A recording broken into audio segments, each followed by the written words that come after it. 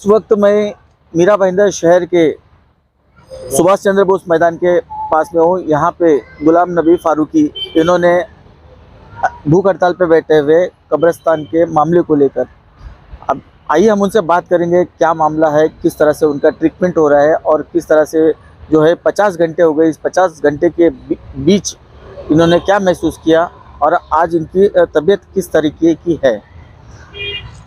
फारूकी साहब, ये बताइए कि आप पहली बार तो आप अनशन पर बैठे हैं, तो क्या मुद्दा है और आपकी क्या मांगे हैं? पिछले 50 घंटे हो चुके हैं, क्या कहेंगे आप?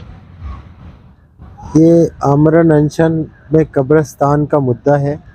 कब्रिस्तान की आरक्षित जो ज़मीन है, वो ज़मीन की हमने डिमांड किया है कि भाई आरक्षित ज़मीन है उसको डेवलप कर दो, और वो डेवलप नहीं किया गया। उसमें कहीं आनाकानी की गई है महानगर पालिका की तरफ से।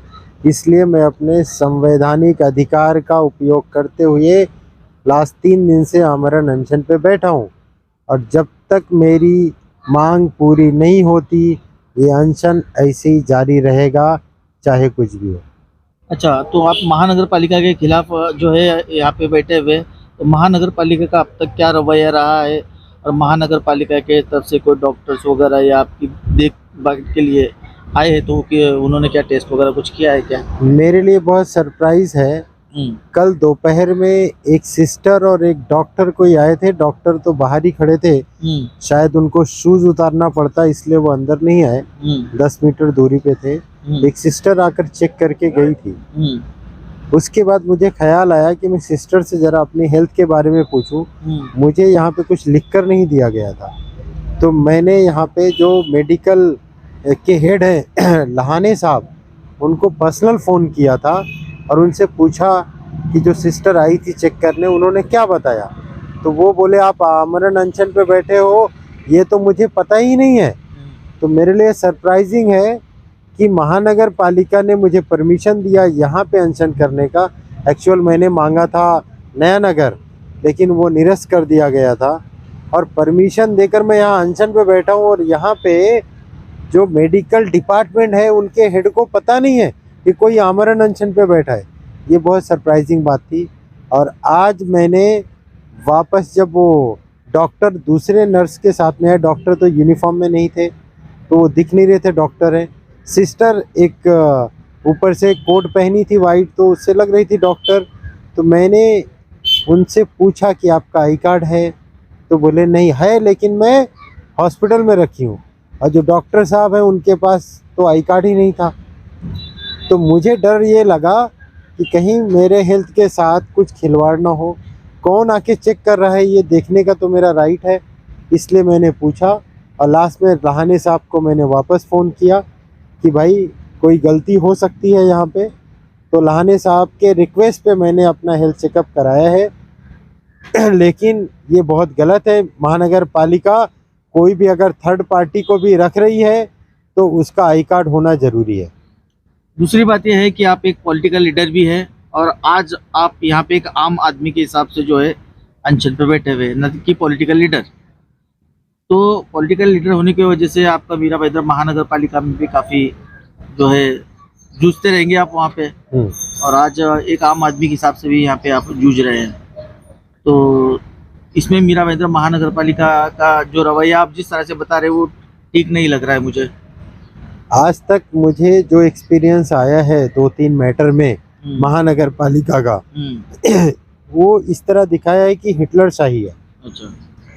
वो अपनी बात, अपना जो वो कर रहे हैं वो सही है। वो जनता के सेवक नहीं है, जनता के राजा नज़र आते हैं। आज भी मुझे वही नज़र आया। और जो मुद्दे पे लेके बैठा हूँ, अगर ऐसा होता तो अब तक महानगर पालिका से कोई तो आता यहाँ पे पूछने के लिए कुछ भी, अगर वो अपने आप को सेवक समझते। लेकिन मैं आपके माध्यम से बोलना चाहता हूँ कि जो राजा समझने वाले हो, इस जनता के पैसे के, उनके टैक्स के पैसे से सैलरी आती है। एक्चुअल आप राजा नहीं सेवक हो।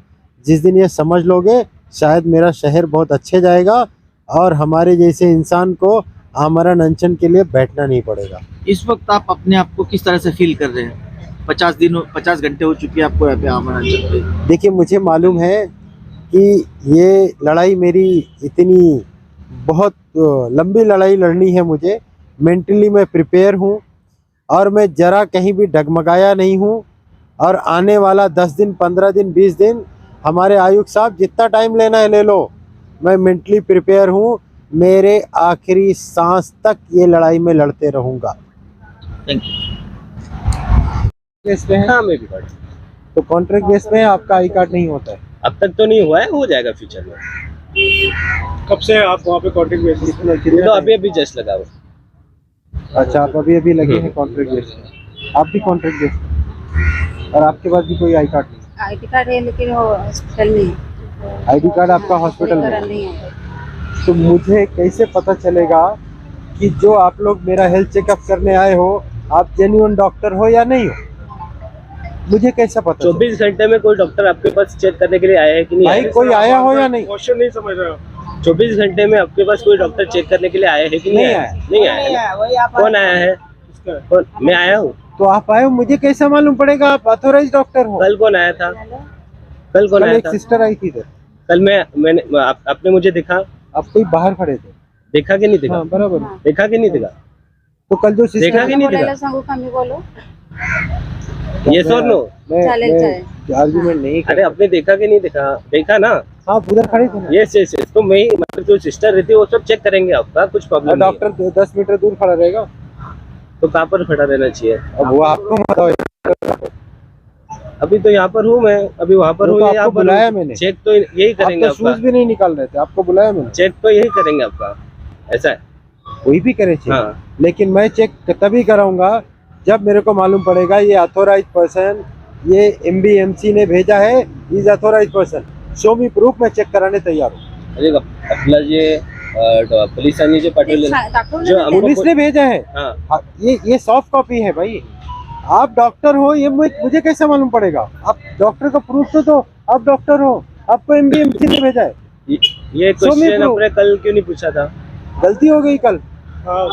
सर थांबा आणायला सांगितलं. जब आप करीब में थे सिस्टर नाही ना, ऐका ना तिथे सिस्टर ना ते let doctor Lahane have to reply. मैं आपसे कोई अब मेरी कोई लेटर दुश्मनी नहीं दिलेला आहे है। बघा. इनको डॉक्टर लहाने क्या बोलते हैं घेऊन उसको? पाठवा. नहीं, जो भी इसमें बैठते हैं ना, तो फिर वो मतलब हम लोग इंडिविजुअल मतलब लोकल लेवल पे इंडिविजुअल बेसिस पे वो सॉल्व कर देते हैं। लगेच पाठवा. मतलब मैं आ गया हूँ, आपका जो रहता है वो ले लूंगा, और बाद में वो पुलिस जो है उनको दे दूंगा कि मतलब आपका जो वाइटल्स है, बीपी क्या है, ब्लड प्रेशर क्या है, ऑक्सीजन लेवल क्या है, वो उनको मतलब हैंड रिटन में दे दूंगा। भाई वो सब करोगे। मैं जब तक मेरे पास ये प्रूफ नहीं होता यू केम फ्रॉम एमबीएमसी आपके, तब तक मैं कैसा चेक कराऊं मेरी बॉडी को? आप एक मैं काम आज तक कीजिए, नहीं आपको एक सिंपल बता दो, आपको कोई मैं अभी बात करने के उसमें नहीं हूँ। Let mister Lahane have to reply. He said ना कि मैं आपको रिप्लाई करूँ। आप कोई तो मेरे साथ भेज दीजिए, मैं आपको दिखा दूँ, मेरा हेल्थ पोस्ट ये है। किसी को नहीं अलग वर्ड सूख गए हो भैया। क्यों भेजूं? जिसको आना इधर है। थांबा लेटर घेऊन. तो ये थे गुलाम नबी फारूकी साहब, जो पिछले 50 घंटे से जो है आमरण उपोषण पे यहाँ पे बैठे हैं। उनके कहने के मुताबिक जो है मीरा भाईदर महानगर पालिका के जो डॉक्टर्स है उनका रवैया कहीं ना कहीं ठीक नहीं है। और दूसरी बात, जो जिम्मेदार है जिनको इन्होंने पत्र देकर बताया कि मैं यहाँ पे बैठने वाला हूँ, जो वार्ड अधिकारी कंचन गायकवाड़, उनका भी रवैया सही नहीं, क्योंकि उन्होंने बिल्कुल ही मीरा भाईदर महानगर पालिका के जो है हॉस्पिटल को जो है लिखित रूप में कोई पत्र नहीं दिया है। इसके वजह से भी कहीं ना कहीं जो डॉक्टर यहाँ पे आए थे वो मीरा भाईदर पुलिस का जो है पत्र लेकर यहाँ पर आए थे, यानी कि वो मीरा भाईदर पुलिस के आदेश पे यहाँ पे आए थे जो चेक करने के लिए। देखने में तो बहुत सारी गड़बड़ियाँ लग रही है। अब आने वाला वक्त ही बताएगा कि इसमें जो है किस तरह से मीरा भाईदर महानगर पालिका इसको जो है सीरियसली लेगी, और क्या ये अनशन यहाँ पे पूरा कर पाएंगे, ये तो आने वाला ही वक्त बताएगा। मैं मीरा भाईदर से अशरफ शेख, इंडिया 707 न्यूज़ के लिए।